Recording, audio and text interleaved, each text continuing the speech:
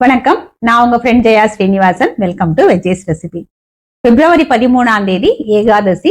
இன்னைக்கு நம்ம veggies recipe கிச்சன்ல ஏகாதசிக்கான பலகாரம் ரெசிபி பார்க்க போறோம்.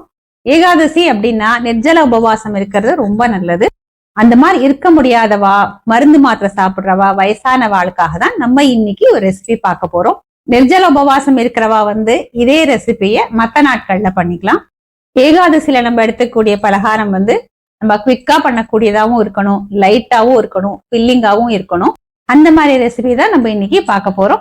ஃபர்ஸ்ட் டைம் சேனலை பாக்குறீங்கன்னா ப்ளீஸ் சப்ஸ்கிரைப் பண்ணுங்க. பெல் ஐகானை கிளிக் பண்ணி ஆல் ஆப்ஷன் கொடுத்துட்டீங்கன்னா நான் போடக்கூடிய எல்லா வீடியோஸும் குவிக்கா உங்களுக்கு ரீச் ஆகும். வாங்க, ஈஸியா பண்ணக்கூடிய அந்த ஏகாதசி பலகாரம் குவிக்கா எப்படி பண்றதுன்னு பார்க்கலாம்.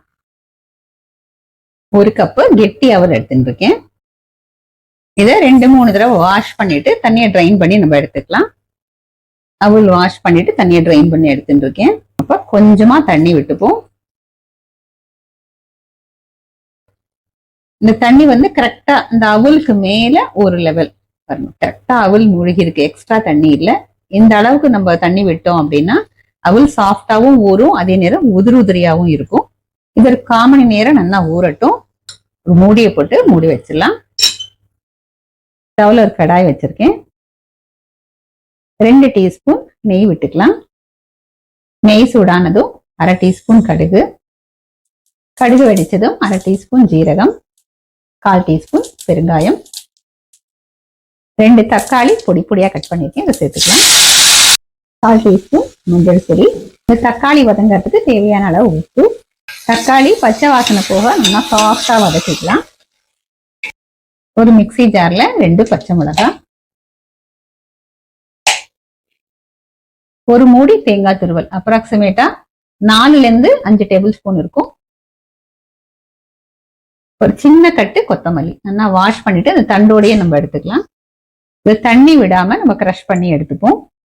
தக்காளி வதங்கிறதுக்குள்ள கொத்தமல்லி, தேங்காய், பச்சை மிளகாய் இதை போல கிரஷ் பண்ணி எடுத்துட்டேன். இதை சேர்த்துக்கலாம். இதை மிக்ஸ் பண்ணி விட்டுக்கலாம். ரொம்ப வதக்கணும் அப்படின்னு அவசியம் இல்லை, தக்காளியோட மிக்ஸ் ஆனாலே போதும்.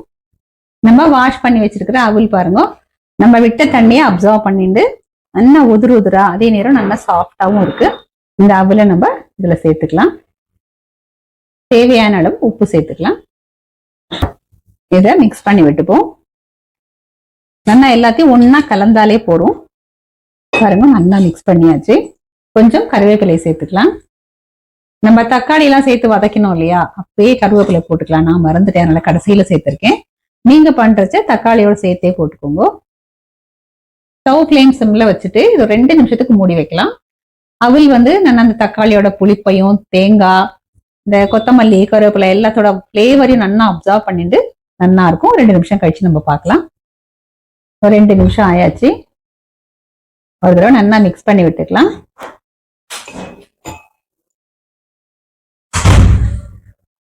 இப்ப ஸ்டவ் ஆஃப் பண்ணிட்டு வேற பவுலுக்கு நம்ம மாத்திப்போம். ஏகாதசி பலகாரம் ரொம்ப குவிக்கா ரெடி ஆயிடுது. அவல்ல பண்ணிருக்கோம் அப்படிங்கறதுனால நல்ல ஃபில்லிங்கா இருக்கும். நம்ம தேங்காய், கொத்தமல்லி எல்லாம் சேர்த்ததுனால நல்லா வாசனையாவும் இருக்கும். இப்ப நம்ம பிரசாதம் எடுத்துக்கலாம்.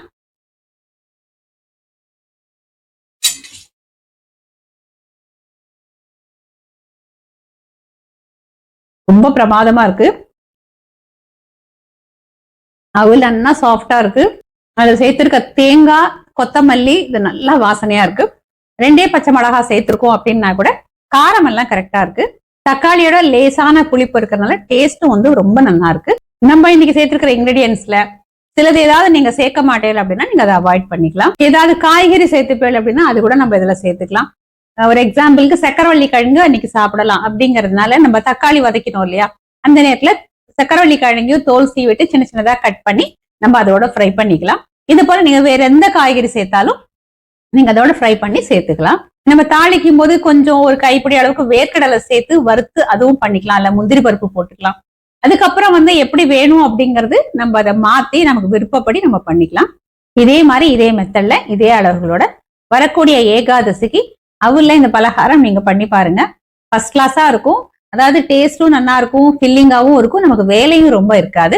ட்ரை பண்ணி பார்த்துட்டு எப்படி வந்ததுன்னு கமெண்ட்ல சொல்லுங்க. லைக் பண்ணுங்க, உங்க ஃப்ரெண்ட்ஸ் அண்ட் ஃபேமிலியோட ஷேர் பண்ணுங்க. இன்னொரு புது ரெசிபியோட நாளைக்கு நான் உங்களை மீட் பண்றேன். தேங்க்ஸ் ஃபார் வாட்சிங்.